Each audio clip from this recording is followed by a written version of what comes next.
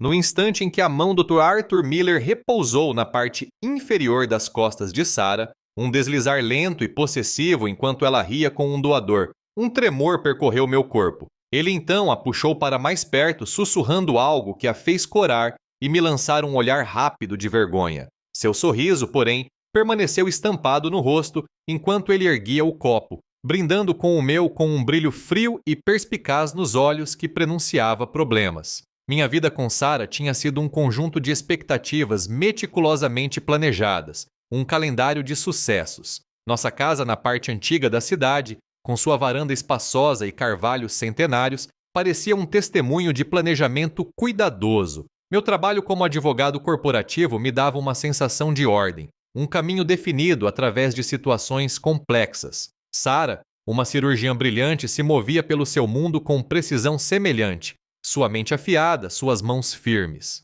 Por anos, o zumbido da nossa existência tinha sido uma nota constante e reconfortante, mas, ultimamente, uma leve dissonância começou a surgir, uma mudança quase imperceptível no ritmo. Era como uma sutil alteração na pressão, daquelas que se percebe pouco antes de uma tempestade. Naquela terça-feira à noite, ela chegou em casa mais tarde do que o habitual, e a casa já estava silenciosa. Eu estava no escritório, revisando alguns contratos, a luz do abajur projetando longas sombras sobre os blocos de anotações. O som dos seus saltos no piso de madeira era familiar, mas algo parecia diferente. Ela entrou na sala, trocando o uniforme cirúrgico por uma blusa de seda e calças escuras, com um leve sorriso nos lábios. Seus olhos, porém, tinham um olhar distante, como se estivesse contemplando algo além das paredes. Então eu vi um brilho em seu pulso, captando a luz fraca. Uma pulseira, fina e elegante, com os característicos Cs entrelaçados que reconheci imediatamente.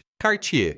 Estava ali, um objeto silencioso e brilhante contra a pele pálida do seu pulso. Meu estômago se contraiu. Isso é novidade, eu disse, com a voz mais monótona do que pretendia. Tentei parecer casual, mas as palavras soaram frágeis. Sarah olhou para o pulso, um movimento breve, quase tímido. Ah, isto? Arthur me deu. Ela gesticulou vagamente.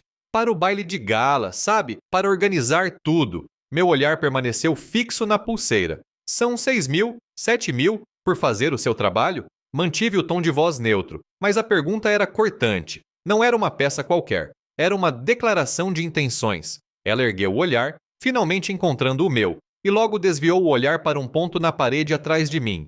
Seu sorriso era um pouco exagerado, um tanto forçado nas bordas. Ele dá presentes para todos da equipe, Mike. É o jeito dele de demonstrar gratidão. Sua voz tinha um tom cortante, um ritmo ensaiado. Você sabe como o Arthur é generoso. Ele valoriza o trabalho duro. E a explicação pareceu-me frágil, como gases sobre uma ferida. O Dr. Arthur Miller era uma figura proeminente, um cirurgião de sucesso que dirigia o departamento mais lucrativo do hospital. Era conhecido pela sua filantropia, sim, mas também por uma certa possessividade, uma necessidade de controlar o círculo social à sua volta. Inclinei-me ligeiramente para a frente. Tem alguma inscrição? A mão de Sarah voou para o pulso, cobrindo a pulseira.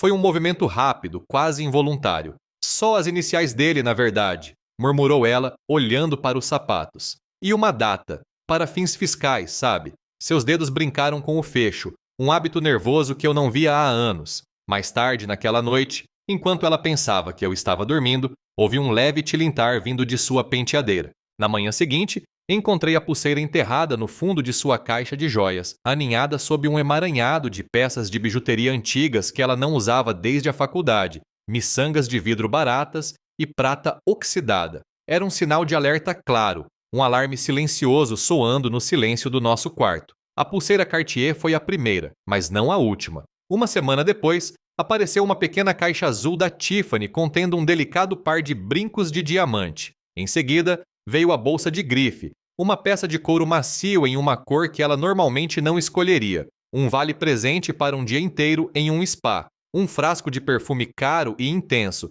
com uma fragrância forte demais para o seu gosto geralmente sutil. Cada item aparecia com uma explicação nova e cada vez mais complexa. O Arthur está comemorando a nova ala, ela dizia, colocando a bolsa no balcão da cozinha, o couro impecável destoando da nossa torradeira gasta. Ele só está agradecido pelo esforço de todos. Sua voz ficava um pouco animada demais, um pouco insistente demais. Suas mãos começaram a tremer com mais frequência, seus movimentos ficando hesitantes. Certa noite, eu a vi segurando um estojo de pó compacto de prata antigo, os nós dos dedos brancos, enquanto repetia. É assim que ele demonstra gratidão. Seus olhos, antes tão diretos, agora vagavam sem rumo, sem conseguir se fixar em nada. Observei-a durante dias, a tensão silenciosa crescendo entre nós, uma corrente não verbalizada. Numa manhã de sábado, depois do café da manhã, finalmente larguei a xícara. O que está realmente acontecendo, Sarah? Perguntei com a voz baixa e firme. Conte-me. Ela estremeceu, a colher batendo com força na tigela de cerâmica. Uma inspiração brusca, seguida de um estalo repentino, quase violento. Não está acontecendo nada, Mike. Por que você continua perguntando? Só estou estressada. É a reunião de avaliação do conselho do hospital no mês que vem. E o Arthur está nervoso. Sua voz falhou nas últimas palavras, e a raiva sumiu de seu rosto, substituída por um profundo cansaço. De repente, ela pareceu pequena, curvada sobre a mesa da cozinha. Estendi a mão e peguei as dela. Estavam frias, tremendo levemente nas minhas. Seja o que for que esteja acontecendo, Sarah, eu disse com a voz suave. Vamos enfrentar isso juntas. Ela se inclinou para mim por cima da mesa, sua cabeça repousando em meu ombro por um instante, a seda de sua blusa fresca contra minha bochecha. Estou tão cansada, Mike. Ela sussurrou, sua voz quase inaudível. Acordei com o silêncio do quarto, um silêncio diferente daquele em que eu costumava dormir. O relógio digital na mesa de cabeceira marcava 3 horas da manhã. O lado da cama de Sarah estava vazio, os lençóis frios onde seu corpo deveria estar. Um nó familiar se apertou no meu estômago. Não era a primeira vez. Levantei-me, sentindo o chão frio sob meus pés descalços, e caminhei pela casa silenciosa. Nenhuma luz na sala de estar, nenhum som vindo de seu escritório. Encontrei-a na cozinha, uma figura solitária silhuetada contra a janela alta. Ela segurava um dos meus copos de uísque, meio cheio, o olhar fixo no brilho distante das luzes da cidade, a torre do hospital, um obelisco escuro contra o céu turvo da madrugada. Sentei-me no banquinho ao lado dela. O aroma de bourbon pairava levemente no ar. Pesadelo? Perguntei, mantendo a voz baixa, quase num sussurro. Ela estremeceu, um pequeno sobressalto involuntário, como se não soubesse que eu estava ali. Seu aperto no copo se intensificou. Ela não respondeu imediatamente. Em vez disso, levou o copo aos lábios e tomou um longo e lento gole, o líquido âmbar brilhando na penumbra. Você já se perguntou, disse ela com a voz rouca, se estamos presos? Se é só isso que existe? Ela não estava olhando para mim. Seus olhos permaneceram fixos na cidade. Seu braço se ergueu levemente, um gesto vago na direção do hospital.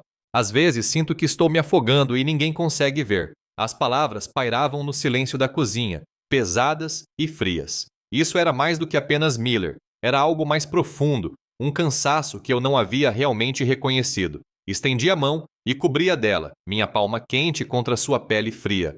Sarah, eu disse, minha voz agora mais firme puxando-a para trás. O que realmente está acontecendo com Miller? Quando finalmente me olhou, seus olhos estavam arregalados e brilhantes. Lágrimas começaram a brotar, traçando caminhos lentos por suas bochechas. Nada, eu juro, sussurrou ela com a voz embargada. Ele só é atencioso, ele repara nas coisas. Elogios, pequenos toques. Uma mão no meu ombro depois de uma cirurgia particularmente longa. Um rápido aperto no braço quando um novo projeto é concluído. Ela puxou a mão da minha, girando o copo lentamente. Sua voz baixou, quase inaudível, mas o jeito que ele me olha às vezes. Como se estivesse calculando alguma coisa.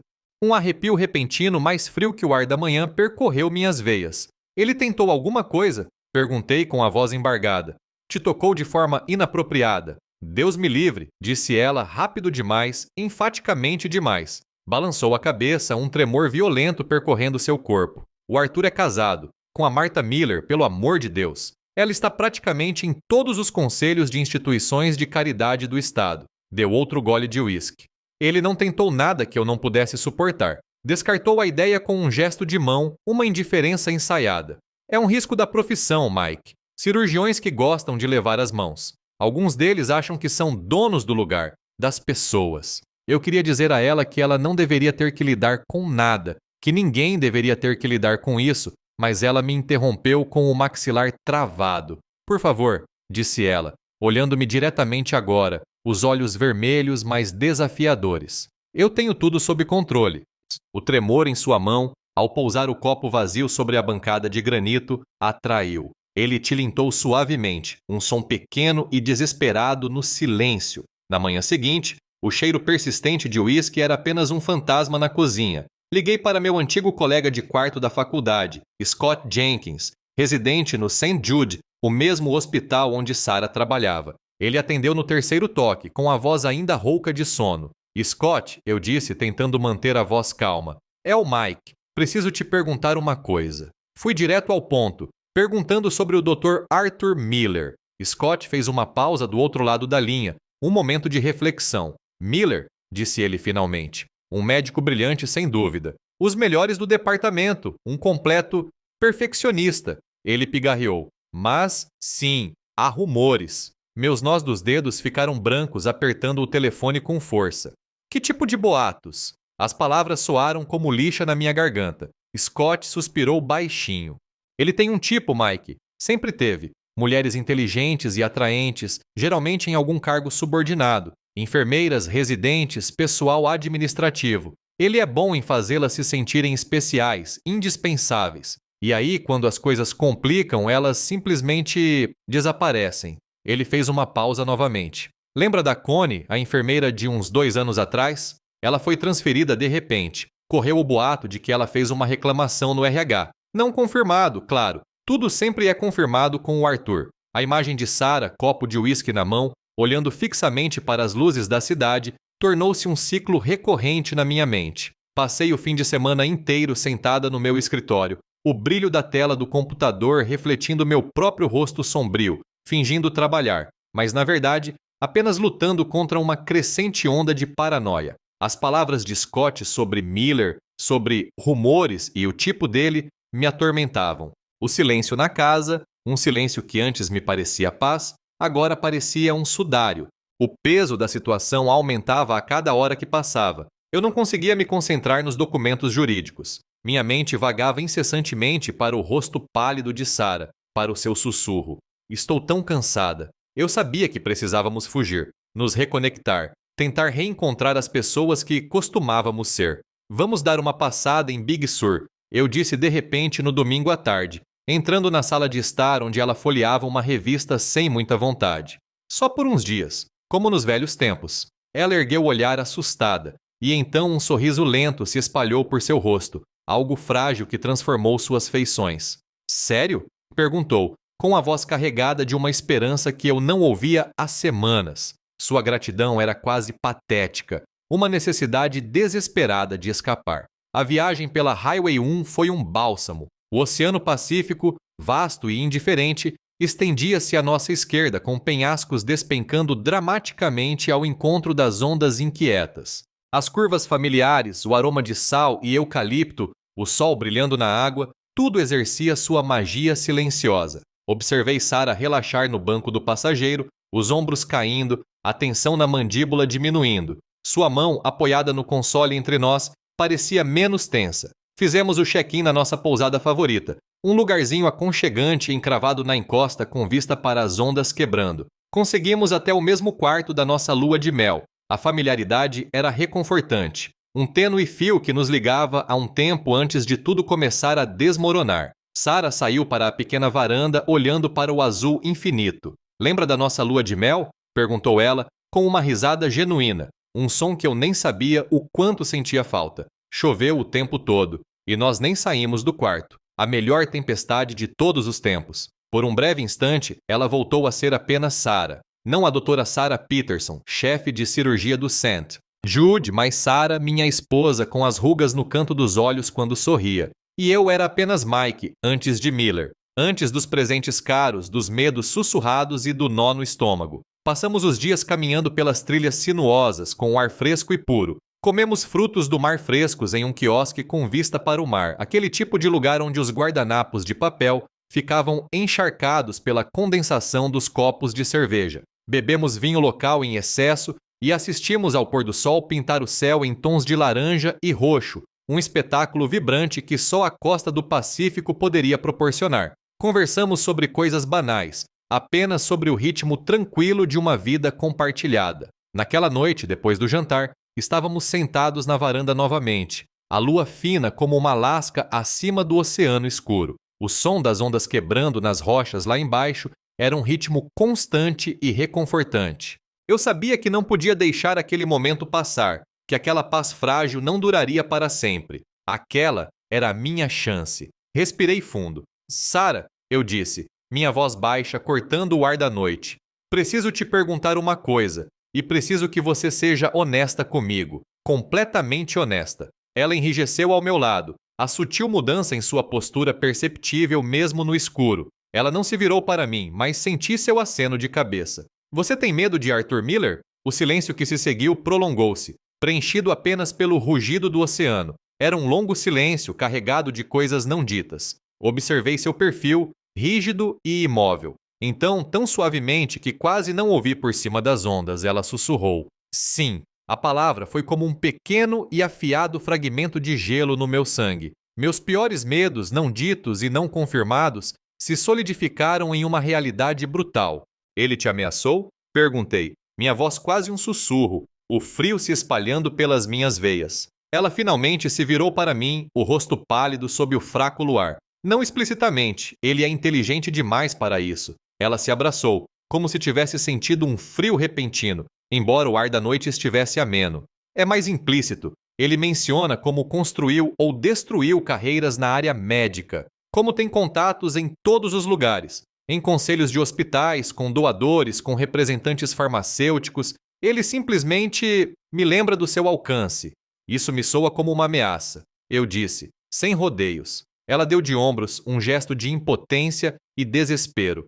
Talvez. Mas o que eu posso fazer, Mike? Pedir demissão? Neste mercado de trabalho, com a nossa hipoteca, ele daria um jeito de eu não conseguir emprego em lugar nenhum decente. Ele faria alguns telefonemas, diria algumas coisas, e minha carreira acabaria antes mesmo de começar. Ela soltou uma risada curta e amarga, um som oco que se espalhou como fumaça. Fazer uma denúncia? Contra o Arthur Miller? Ele me enterraria. Ele tem o poder, Mike. Todo mundo sabe disso. O sim ainda ecoava nos meus ouvidos, mesmo depois de termos saído de Big Sur e retornado à tensão silenciosa da nossa casa. O medo de Sarah, palpável e real, era uma corrente subterrânea constante, mas algo mais havia se instalado em mim, uma determinação sombria. Se ela estava com medo e se sentia presa, então eu precisava entender a dimensão dessa armadilha. Comecei a investigar, silenciosamente, sistematicamente, como um advogado preparando um caso, vasculhando os detalhes do nosso cotidiano em busca de evidências ocultas. As inconsistências eram pequenas a princípio, um detalhe alterado sobre uma reunião, um horário ligeiramente diferente para um evento no hospital, nada grave o suficiente para chamar a atenção isoladamente, mas juntas formavam um fio solto, e então havia o celular dela, sempre em sua mão, sempre com a tela virada para baixo quando eu estava por perto. Eu a via deslizando o polegar pela tela, apagando mensagens, um gesto furtivo, quase inconsciente, depois de ler algo. Minha suspeita, uma víbora silenciosa, começou a se enroscar ainda mais no meu peito. Numa terça-feira, ela chegou em casa bem depois da meia-noite. Sua desculpa foi uma cirurgia de emergência que aconteceu tarde da noite, o que não era incomum para sua profissão. Mas, quando ela se inclinou para me dar um beijo na bochecha, senti um aroma fraco e desconhecido. Não era dela, certamente não era meu. Uma colônia leve, quase cítrica, impregnada em seus cabelos. Meu estômago se contraiu, um nó frio e duro. Naquela noite, deitado acordado, muito depois de ela ter caído num sono inquieto, eu sabia o que tinha que fazer. Era uma violação, um ato que eu nunca pensei que seria capaz de cometer, mas o medo se intensificou a ponto de se tornar desesperado. No dia seguinte, sob o pretexto de consertar o computador lento dela, instalei um software de monitoramento no laptop de trabalho dela. Era um programa pequeno e insidioso, projetado para registrar as teclas digitadas e capturar a atividade da tela. Um fantasma digital em sua máquina. Os dados começaram a chegar aos poucos, um gotejamento lento e agonizante. No início, eram apenas e-mails profissionais, agendas, anotações de pacientes. Então, Tarde da noite, uma nova pasta apareceu. Mensagens criptografadas. Minhas mãos tremeram enquanto eu as desbloqueava. As mensagens foram se intensificando aos poucos, entre Sarah e o Dr. Miller. Começaram de forma sutil, um elogio aqui, uma palavra de incentivo ali, mas logo o tom mudou, de profissional para intensamente pessoal. Referências ao nosso segredo, a momentos compartilhados depois do expediente, ao entendimento que tinham e que ninguém mais conseguia compreender. Havia insinuações veladas sobre datas específicas, sobre um quarto de hotel, sobre um drink tranquilo que se estendeu até o amanhecer. Não consigo parar de pensar em você, dizia uma mensagem de Miller. Nosso tempo juntos significa tudo. E a resposta de Sarah. Eu também. É emocionante e assustador ao mesmo tempo. Senti uma náusea profunda, um mal-estar visceral que revirou meu estômago. Não era só medo, era, Sarah? Sussurrei para mim mesma, encarando a tela no escritório escuro. Minha vida perfeita, meu mundo cuidadosamente construído, estava se desintegrando diante dos meus olhos, pixel por pixel. Então, eu encontrei um e-mail de confirmação enterrado em uma pasta de itens excluídos, recuperado pelo software. Uma reserva de hotel em nome do Dr. Miller para uma suíte. As datas coincidiam com uma conferência médica da qual Sarah havia participado fora da cidade apenas algumas semanas antes. Prendi a respiração. Não havia mais espaço para dúvidas nem para interpretações. A verdade, crua e brutal, me atingiu com a força de um golpe físico. Era um caso extraconjugal. Não apenas assédio, não apenas manipulação.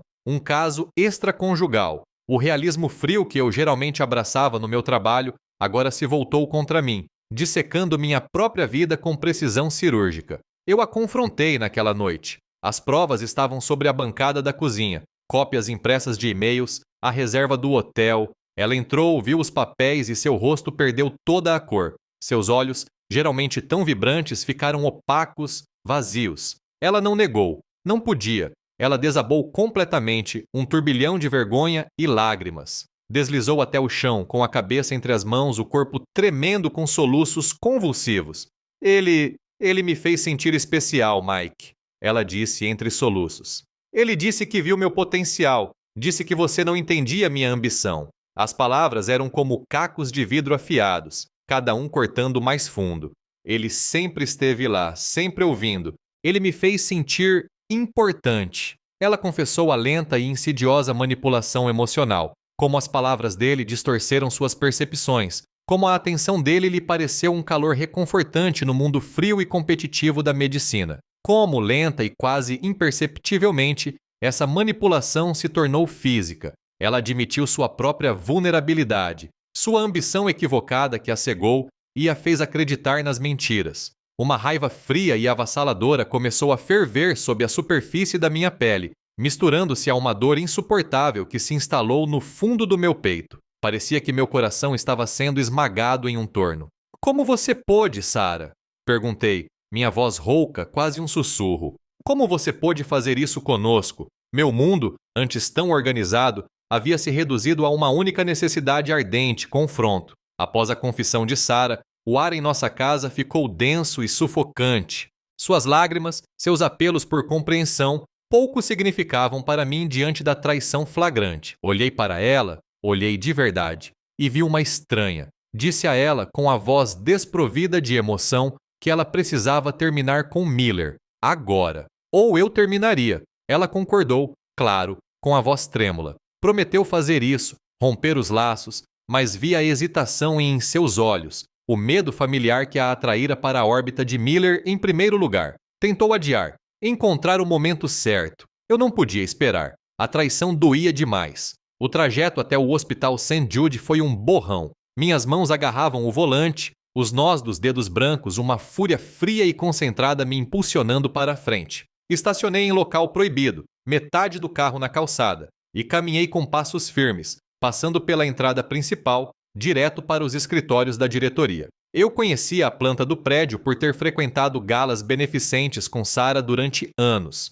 Ignorei a recepcionista, meu olhar fixo na porta de Miller, e a empurrei sem bater. O Dr. Arthur Miller estava sentado atrás de sua imponente escrivaninha de mogno, banhado pela suave luz de um abajur, analisando alguns prontuários. O ar da sala exalava um leve aroma de couro caro e madeira polida, um perfume de poder discreto. Ele ergueu os olhos, sua expressão inicialmente de leve irritação, que logo se transformou em um sorriso lento e condescendente ao me reconhecer. Sr. Peterson, disse ele com a voz suave e controlada, não me convidou a sentar. Acho que o senhor está ultrapassando os limites. Seus olhos, geralmente tão penetrantes e calculistas, agora exibiam um brilho de desdém, uma sutil rejeição. Caminhei até sua mesa, meus passos silenciosos sobre o tapete grosso. Tirei as impressões amassadas do bolso do meu paletó, os e-mails, a reserva do hotel, e as joguei sobre a superfície polida. Elas se espalharam como folhas caídas. Passou dos limites? Perguntei com a voz perigosamente baixa. Você dormiu com a minha esposa. Sua compostura vacilou por uma fração de segundo. Um lampejo de surpresa em seus olhos, rapidamente disfarçado por uma indiferença ensaiada. Não sei do que você está falando, disse ele, afastando os papéis com uma mão bem cuidada. São acusações infundadas.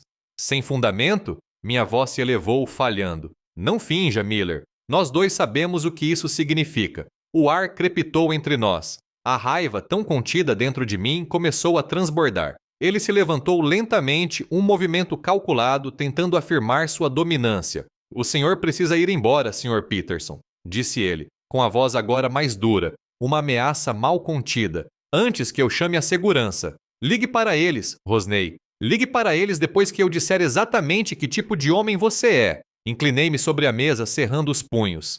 Ele deu um passo para trás, um leve sobressalto, e naquele instante, algo dentro de mim se quebrou. Um instinto primitivo e bruto tomou conta. Empurrei-o, com força. Ele cambaleou para trás, batendo contra um grande aparador, derrubando uma pilha de revistas médicas. Um delicado vaso de cerâmica, repleto de lírios brancos, oscilou precariamente e em seguida caiu no chão, estilhaçando-se em 1000 pedaços. O estrondo foi uma pontuação ensurdecedora para a violência crescente. Avancei bruscamente, agarrando as lapelas do seu caro paletó. Ele soltou um grunhido surpreso, tentando me empurrar, o rosto contorcido numa mistura de choque e medo. Lutamos. Uma breve e desajeitada luta entre dois homens, um movido pela traição, o outro pelo ego ferido. Papéis voaram da sua mesa. O abajur ornamentado oscilou. Antes que a situação pudesse piorar de verdade, a porta se abriu de repente. 2 seguranças corpulentos do hospital, alertados pelo barulho,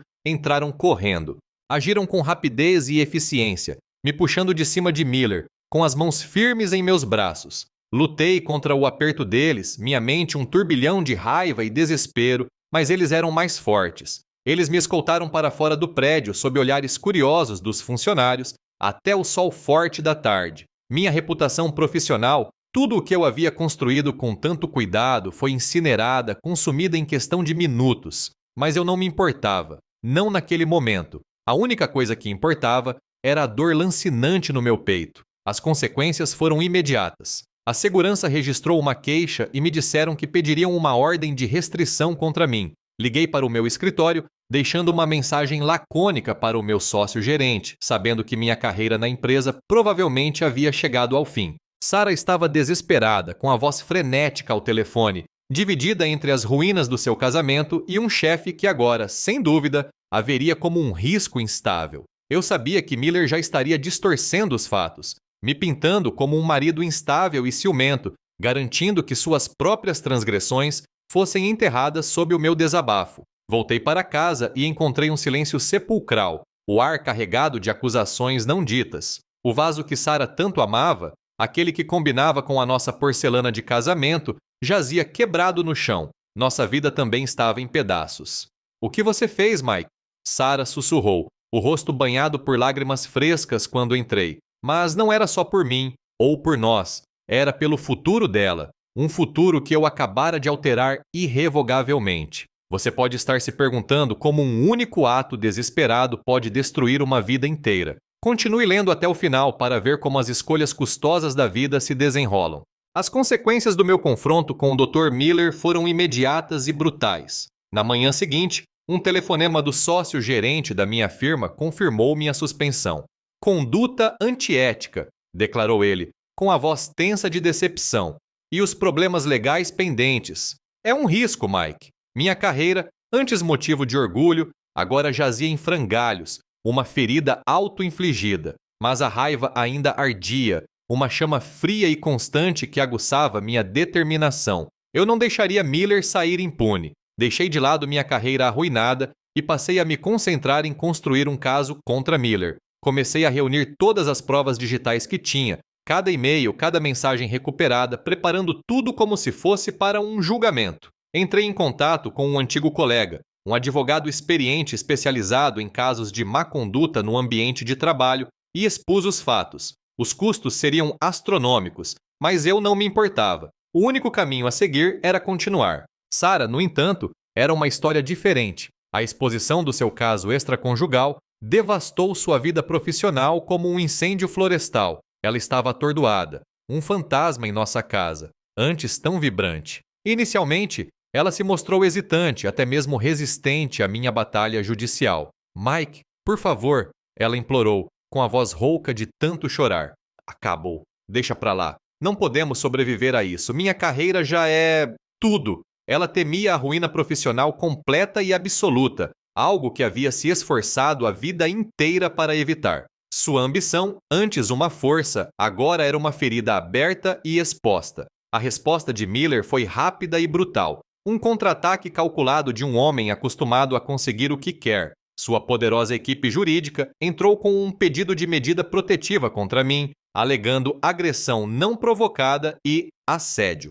Eles também ameaçaram me processar por difamação, com uma carta cuidadosamente redigida que chegou à minha porta no dia seguinte à minha suspensão. A administração do hospital, previsivelmente, apoiou firmemente seu cirurgião estrela, emitindo uma declaração genérica sobre o apoio à sua equipe contra ataques pessoais infundados e a manutenção de um ambiente de trabalho respeitoso. Tudo não passou de uma farsa, um escudo para proteger sua reputação e seu ativo mais lucrativo. Eu sabia que não conseguiria enfrentar Miller e a máquina de relações públicas do hospital em silêncio. Não se tratava mais apenas de Sarah. Tratava-se de um padrão de poder e de responsabilidade. Liguei para uma jornalista investigativa que eu conhecia, uma repórter obstinada do jornal local, e expus a história. Não se trata apenas da minha esposa, disse a ela com a voz firme. Trata-se de um padrão de abuso. Ele escolhe mulheres inteligentes e ambiciosas como alvo, usa seu poder e depois se livra delas.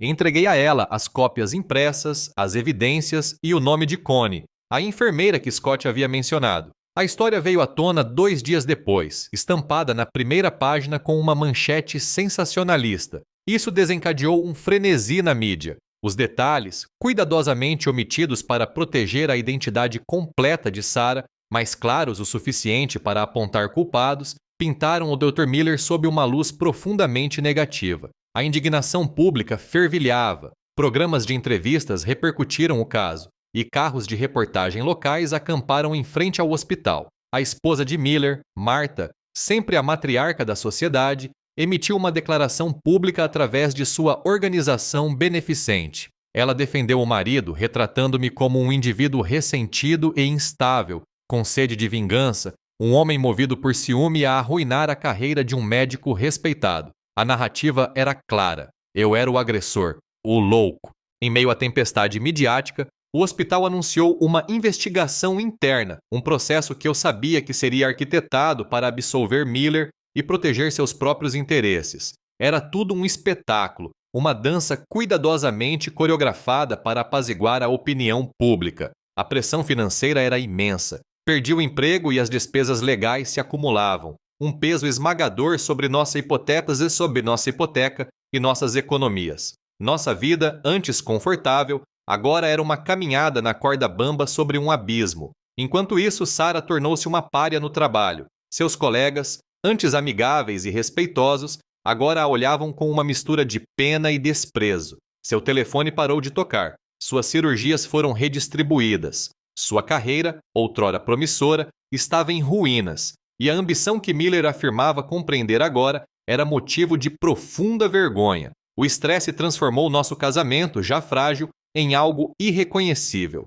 As discussões se tornaram amargas recriminações, sussurradas a portas fechadas ou gritadas pela cozinha silenciosa. Veja o que você fez, ela sussurrava com o olhar acusador. Veja o que você nos custou. Certa noite, meu telefone tocou. Era Scott Jenkins. Mike, disse ele em voz baixa, vi as notícias. Escuta, eu te disse que o Miller tinha uma reputação. Há outros envolvidos. Tenho investigado, discretamente. Arquivos antigos de RH, transferências sussurradas. Não é só a Connie. Ele já fez isso antes. Vou ajudar no que puder, discretamente. Um pequeno vislumbre de esperança, uma luz tênue na escuridão que se aproximava. Desempregado, isolado e com a minha reputação em frangalhos, sentia-me encurralado. A suspensão do meu escritório de advocacia tinha efetivamente acabado com a minha carreira. Os meus antigos colegas, antes amigos, agora evitavam as minhas chamadas. O silêncio deles uma mensagem clara. A comunidade jurídica, uma rede unida, olhava para mim com uma mistura de suspeita e pena. Eu era o exemplo a ser evitado, o homem que deixou que os seus demônios pessoais arruinassem a sua vida profissional. A tensão no meu casamento com Sarah tornou-se insuportável. Nossa casa, que antes era um lar, agora parecia um campo de batalha. O silêncio compartilhado era quebrado apenas pelas arestas afiadas de acusações não ditas ou pela amarga pontada de recriminações. Recuamos para quartos separados e, por um acordo tácito, mudei-me para um pequeno apartamento no centro da cidade. A separação, embora esperada, pareceu um golpe final e devastador. Sarah, lutando contra a culpa, a cumplicidade e a destruição de sua promissora carreira, começou a fazer terapia. Ela aparecia no apartamento de vez em quando, com os olhos fundos e os movimentos lentos. Era uma sombra da mulher com quem me casei. Eu também iniciei minha própria decadência. A raiva que alimentara minhas ações iniciais agora se misturava a um desespero profundo e corrosivo. Encontrei consolo no fundo de um copo de uísque, a queimação familiar um anestésico temporário para a dor no meu peito. Justiça, ou talvez apenas vingança, tornou-se meu único foco, um zumbido implacável no fundo da minha mente. Enquanto isso, o Dr. Miller não ficou parado, suas conexões eram profundas. Histórias negativas sobre Sarah e eu começaram a surgir, sutilmente plantadas em colunas de fofoca locais e fóruns online. Fomos retratados como oportunistas, funcionários descontentes que buscavam extorquir uma figura pública respeitada. A narrativa foi habilmente construída, pintando-nos como os vilões. O frenesi inicial da mídia em torno da história começou a diminuir. Novos escândalos, novas crises, tiraram nossa história das manchetes. O jornalista local que eu havia contatado passou a se dedicar a outras investigações.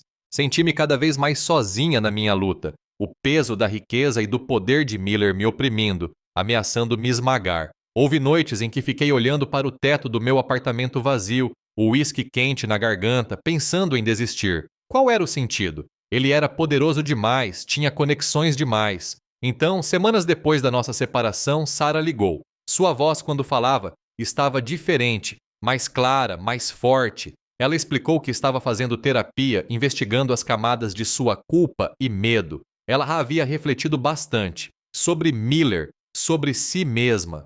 Não consigo mais viver assim, Mike, disse ela, com a voz calma, mas firme. Não posso mais ser uma vítima. As palavras ressoaram, como um pequeno sino tocando na escuridão do meu desespero. Ele distorceu tudo, me fez sentir fraca, me fez acreditar que eu merecia aquilo, ou que eu estava conseguindo algo que não conseguia de mais ninguém. Sua voz falhou, mas ela logo se recompôs. Eu deixei. E me odeio por isso. Ela respirou fundo. Mas ele não pode continuar fazendo isso com outras mulheres. Com ninguém. Eu preciso encarar isso, Mike. Preciso falar a minha verdade. Não só por você, não só por nós, mas por mim mesma. E preciso garantir que ele não faça isso com mais ninguém. Sua coragem, silenciosa e inabalável, foi como uma faísca que se acendeu nas cinzas do meu desespero. A névoa do uísque começou a se dissipar. Minha motivação, antes puramente vingativa contra Miller, mudou, transformou-se em algo mais. Tornou-se uma busca compartilhada por justiça, uma causa comum com a mulher que um dia amei e talvez, em algum canto escondido do meu coração, ainda ame. Estávamos ambos feridos, quebrados de maneiras diferentes, mas talvez, juntos, pudéssemos resistir. A coragem recém-descoberta de Sarah era frágil, mas real. Com meu apoio, ela apresentou uma queixa formal contra o Dr. Miller. Não se tratava apenas do caso extraconjugal.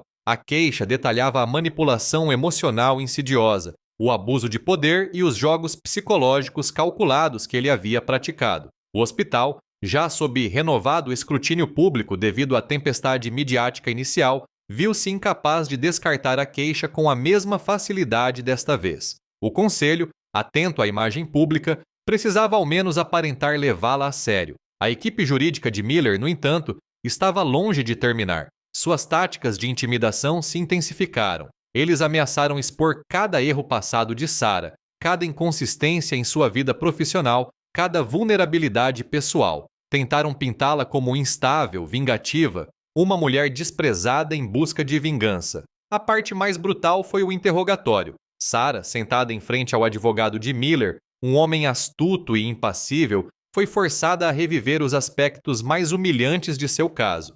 Cada detalhe íntimo, cada palavra sussurrada, cada momento de fraqueza foi exposto, dissecado, em uma sala de conferências estéril. Ela saía dessas sessões pálida e abalada, mas a cada vez retornava com uma determinação feroz e silenciosa. Eu estava trabalhando pro bono, tendo me conectado com um pequeno escritório de advocacia dedicado aos direitos dos trabalhadores. Minhas habilidades jurídicas, aprimoradas ao longo de anos, agora estavam direcionadas para desmantelar o império cuidadosamente construído por Miller. Eu ajudava a traçar estratégias, analisando documentos minuciosamente, antecipando seus próximos passos. Encontramos outras mulheres. A investigação discreta de Scott tinha dado resultado. Havia Connie, a enfermeira e algumas outras. Cada história era uma variação sobre o mesmo tema. A atenção calculada de Miller, a bajulação sutil, o isolamento, o eventual abuso de poder. Mas o medo era um forte impedimento.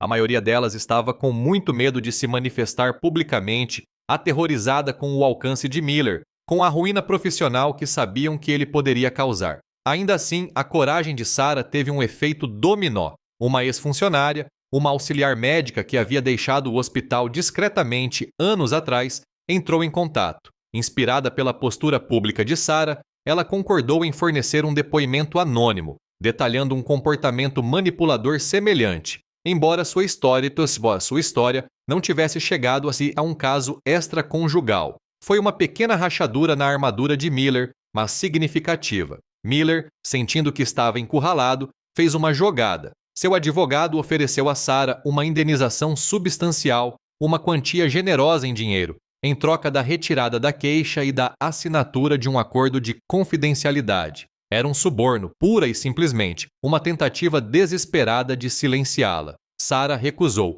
sem hesitar. Não se trata de dinheiro, disse-me ela mais tarde, com voz firme. Trata-se de impedi-lo. A pressão sobre Miller aumentou, mais rumores surgiram. Scott, que ainda era uma fonte dentro do hospital, encontrou pequenas informações, relatórios de despesas incomuns, pedidos de agendamento peculiares. O padrão tornou-se inegável. Então, um desenvolvimento inesperado. Martha Miller, esposa do Dr. Miller, uma mulher de reputação formidável por mérito próprio, iniciou sua própria investigação discreta. Ela sempre projetou uma imagem de apoio inabalável ao marido, mas o escândalo público claramente lhe abriu os olhos. Ela começou a encontrar discrepâncias em suas finanças, ausências inexplicáveis em sua agenda, uma vida paralela que ele havia meticulosamente ocultado. Ela não nos contatou, mas as informações que estava reunindo, compartilhadas discretamente com seu próprio advogado, estavam chegando ao conselho do hospital. O conselho, agora temendo de fato um grande escândalo, começou a se distanciar de Miller. A investigação interna, que havia sido uma farsa, ganhou repentinamente novas forças. Eles não podiam arcar com um julgamento público, um circo midiático prolongado que expusesse a corrupção dentro da instituição. Mike e Sarah, embora ainda vivessem separados, encontraram uma frágil camaradagem em sua luta compartilhada. O abismo emocional entre nós não havia se fechado, mas um laço estranho se formara, forjado no cadinho de nossa dor e propósito comum. Éramos sobreviventes, agarrados um ao outro nos destroços. Começamos isso juntos, Mike, disse Sarah certa noite, após um dia particularmente exaustivo de depoimentos. Sua voz estava cansada, mas resoluta. Vamos levar isso até o fim. A diretoria do hospital, pressionada pela opinião pública e pelas crescentes evidências, foi finalmente forçada a agir. Convocaram uma audiência pública completa sobre a conduta do Dr. Miller. A sala estava lotada. Um cenário sombrio de advogados, membros da diretoria e repórteres em silêncio. O ar vibrava de expectativa. Uma tensão silenciosa prestes a explodir. Sarah caminhou até o banco das testemunhas, o rosto pálido, mas resoluto. Ela testemunhou com uma honestidade crua e inabalável, a voz clara e firme. Revelou a manipulação calculada do Dr. Miller, os presentes caros, as ameaças implícitas que minaram sutilmente sua determinação e, finalmente, o próprio caso. Narrou a chantagem emocional, a sensação de estar presa, a maneira lenta e insidiosa como ele havia assumido o controle. Não se poupou, admitindo sua própria ambição equivocada e vulnerabilidade, sua cumplicidade nas escolhas que fez. A sala ficou em silêncio, cativada por sua confissão. A defesa da Dra. Miller, construída sobre uma base de negação e difamação, desmoronou sob o peso de seu depoimento. Os e-mails impressos, a reserva de hotel, a declaração anônima, as informações discretamente coletadas por Scott sobre seus padrões passados. Tudo isso reforçou as palavras de Sarah, pintando um quadro condenatório. Mais tarde naquela semana, um comunicado do assessor de imprensa da família Miller confirmou o que muitos suspeitavam. Martha Miller, munida de suas próprias descobertas discretas sobre as irregularidades financeiras e a vida secreta do marido, o confrontou em particular. A separação pública, rápida e definitiva, foi seu acerto de contas silencioso. A diretoria do hospital, prevendo o inevitável, agiu para estancar a sangria. Para mitigar maiores danos à reputação da instituição, pressionaram o Dr. Miller a renunciar ao cargo de diretor e a se desfazer de seus lucrativos centros médicos. Ele concordou com uma saída discreta, uma última tentativa desesperada de evitar acusações criminais, mas sua vida profissional estava arruinada e sua desgraça pública absoluta. Para mim, a vitória pareceu vazia. A justiça, de certa forma, havia sido feita. Miller se foi, seu poder foi retirado, sua reputação destruída. Mas o preço foi imenso. Minha carreira, como eu a conhecia, havia acabado. Nosso casamento, um pilar da minha vida adulta, estava irremediavelmente rompido. Finalizamos o divórcio alguns meses depois, em um processo silencioso e sombrio. Nos separamos com uma história compartilhada de profunda dor e um amargo entendimento tácito de como duas vidas poderiam ser tão completamente desmanteladas. Não houve grandes gestos, nem olhares prolongados, apenas a finalidade das assinaturas nos documentos legais. Comecei a reconstruir minha vida aos poucos. Encontrei um pequeno escritório especializado em direitos trabalhistas e conduta ética no ambiente de trabalho, aceitando trabalhos jurídicos menos lucrativos, porém mais gratificantes. Era uma vida mais tranquila, livre das batalhas corporativas de alto risco, mas com um propósito diferente. Sarah deixou São Francisco. Encontrou um novo começo numa cidadezinha do meio oeste, trabalhando num hospital menos prestigioso, mas eticamente sólido. Queria um lugar onde o ar fosse mais puro, onde a influência de Miller não a alcançasse. Trocávamos e-mails educados e esporádicos, cada uma de nós se adaptando à sua nova realidade. Os anos se passaram. A dor aguda diminuiu, substituída por uma angústia persistente, uma cicatriz que nunca desapareceu completamente. Muitas vezes refletia sobre o sonho americano que eu havia construído com tanto cuidado. A casa perfeita, as carreiras de sucesso, o casamento estável. Tudo desmoronou de forma espetacular e pública. Agora eu entendia que o preço da traição e da luta pela moralidade era pago com a moeda de uma vida transformada. Não se tratava apenas de dinheiro ou status. Era a pessoa em que você se transformava depois. Eu carregava as cicatrizes, os ecos do confronto,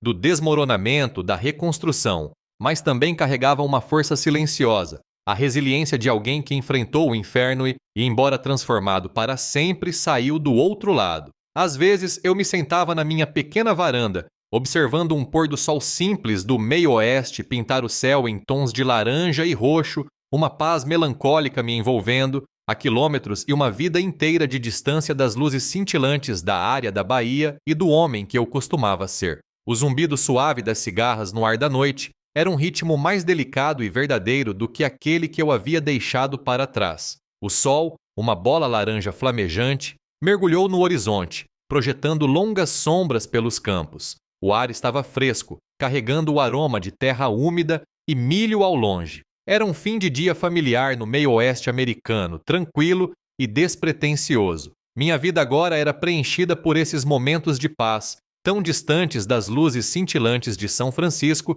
e da destruição que eu havia deixado para trás. As cicatrizes ainda estavam lá, invisíveis, mas profundas. A traição, a raiva, a humilhação pública, tudo isso deixou suas marcas. Mas a luta também, a determinação implacável de perseverar, de buscar um mínimo de justiça em um mundo que muitas vezes parecia injusto. Ana se foi, agora uma lembrança, uma lição amarga aprendida. Ambos pagamos um preço, ela por suas escolhas, eu pelas minhas. O sonho americano que eu outrora perseguira, imaculado e perfeito, desmoronou, mas, em seu lugar, surgiu um tipo diferente de vida, construída sobre verdades mais silenciosas e uma compreensão conquistada com mais dificuldade. Observei o último raio de sol desaparecer, sentindo a paz melancólica me envolver, uma paz conquistada através do fogo e da perda.